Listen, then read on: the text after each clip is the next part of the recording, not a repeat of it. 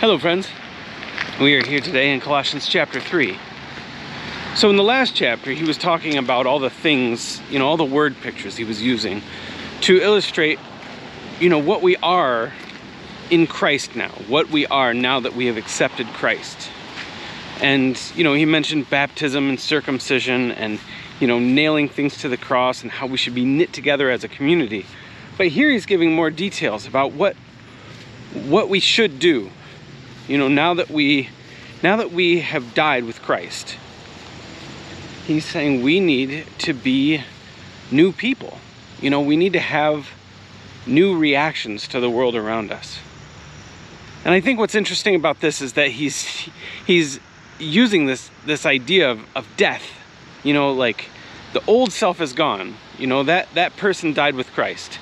So if you've died with Christ and you've been risen, you're no longer a resident of earth. Your citizenship is in heaven. You may live here, but that is where you belong. So live like it. Live like you belong in heaven.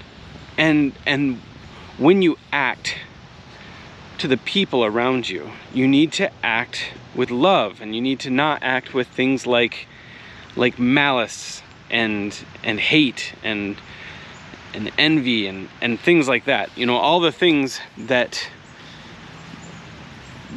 are hard to do away with. And I think that's interesting too, because he's really talking about sacrificing.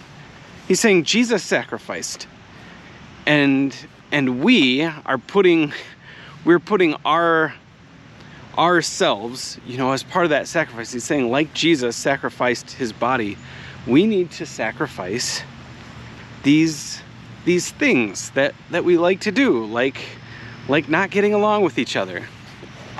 What I think is interesting about this also is that all of these things that he's talking about has to do with forgiveness.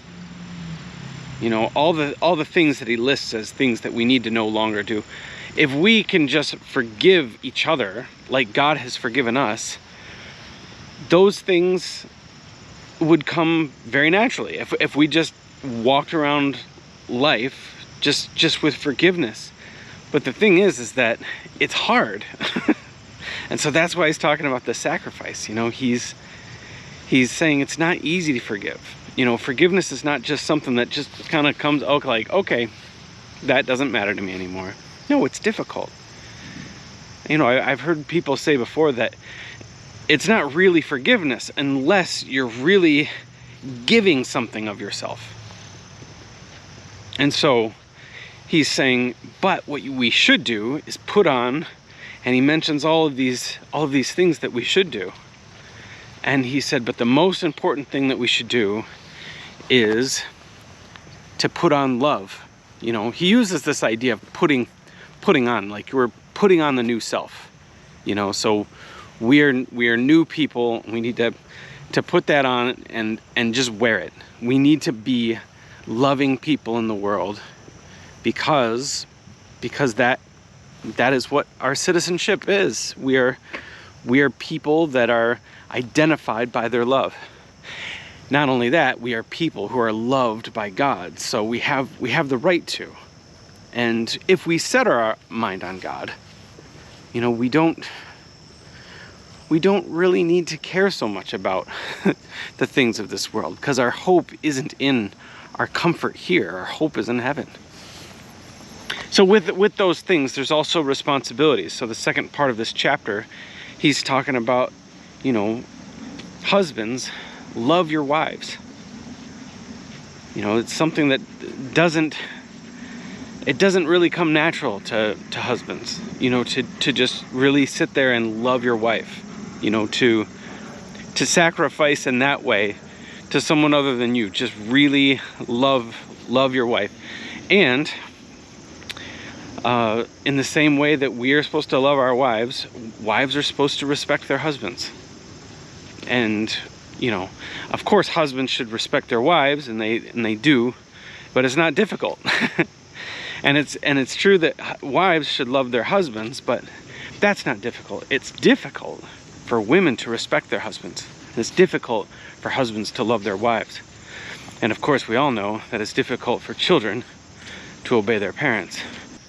When I go to work every day, I should do a good job, not because I think that there's something in my job that gives me worth. That's wrong.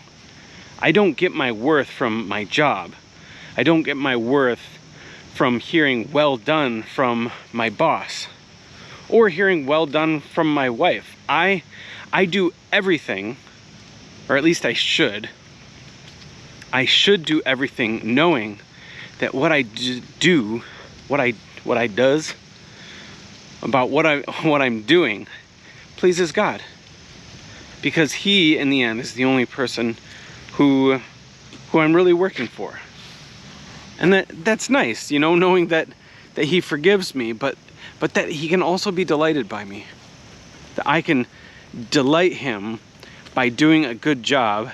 And when you do things for God, there's more joy in it. And there's less hardships. It's not devastating when we don't get that affirmation from the people around us, because we can say, I don't do it for the people around me. One of my favorite stories in the Old Testament was there's a part in the book of Genesis where Jacob marries Leah, the older sister, and she wasn't as beautiful as her sister, but she kept on having children, and she would name them these things like I forget, I know the names, but I don't remember exactly what they mean. But it was always things like, my husband will love me now because I gave him a son.